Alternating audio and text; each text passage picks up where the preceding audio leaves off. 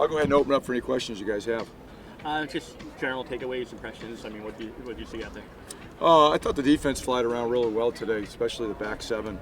I've stated several times, I think we got a really good group of linebackers in secondary. And, if you watched the whole thing, I think you saw them on display today. They were running around, making a lot of plays, both on the ball and in the run game. So, offensively, we made some mistakes that we can't make. And unfortunately, we haven't been making those here in training camp until today. Ball was on the ground too much today. Had a few snap issues, had some protection issues, things that we've actually been doing pretty good on during training camp, but they showed up today. So we got a lot of work to do. I've seen a lot of positive things, but we've got a lot of work to do just to be able to consistently execute the routine things, being able to snap, hold, ball, secure the ball, catch the ball, and not beat yourself with pre-snap penalties, and some of those things crept up today. We haven't seen a ton of depth chart changes in the first 8 or 9 practices. Could this be a week going forward after you evaluate this tape where you can see some depth chart changes? Maybe. There's a couple spots where there's an opportunity, but we knew coming into training camp the majority of the positions who was going to play. It was just a matter of who was going to maybe get into a rotation because you need the depth. There's probably a few spots that are still, obviously being evaluated. And I know you guys will ask it eventually. I'm surprised it's taken so long about the quarterback, but there's positions like that and a few others that we're still evaluating. How do you think each of the quarterbacks did today? Good and bad. There were ups and downs for both quarterbacks. Going to have to really watch the film to see the mistakes or issues that came up offensively, really where the initial breakdown came from. Some of it's going to be on the O-line, some of it's going to be on the back, maybe on the receiver, some's going to be on the quarterback. But until we get a chance to sit and really watch the film, something happened just by being out here. But you really got to look at what happened, what was the mistake before you start saying it was this position or that position. Do you anticipate McClain getting first-team reps going forward? I couldn't make that comment or comment about that question today, right now at this point, until we watch the film. We've got an off day tomorrow, a mandated off day, so we'll meet as a staff and go through personnel. We'll evaluate the film today, meet with the players today, and then we'll have a big personnel meeting tomorrow and have some conversations about the positions that are still up for grabs and what the plan is moving forward in terms of either giving another guy a look, splitting reps, or stick with what we've been doing for a little longer. Did any guys jump out at you down on the field? Well, like I mentioned, the linebackers in secondary did. They did pretty much all day.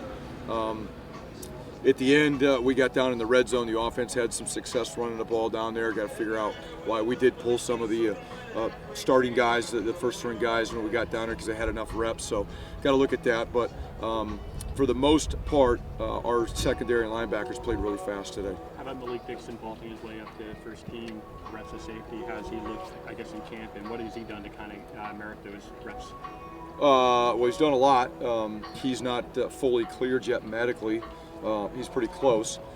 He had shoulder surgery in spring. He got hurt in spring. But he's out here getting a lot of non-contact reps. And Malik's got size, he's got speed, he's got athleticism.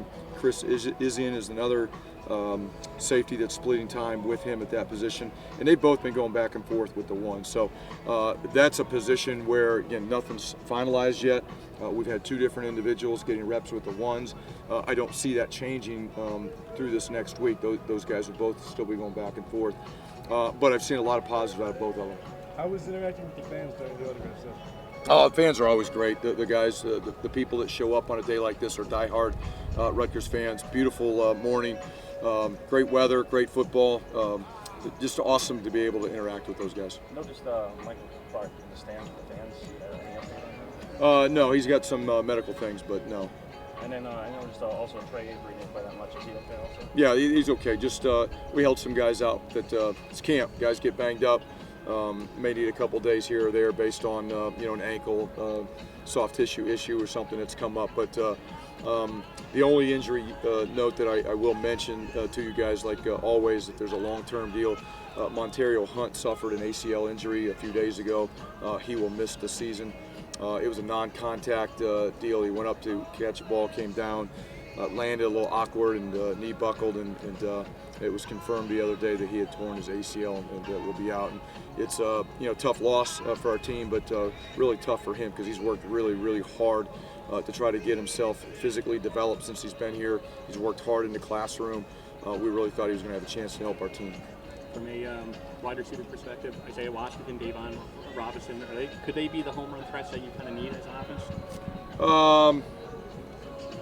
Potentially, it's too early to say that yet. That room has progressed a lot. It still has a lot of work to do to become a finished product.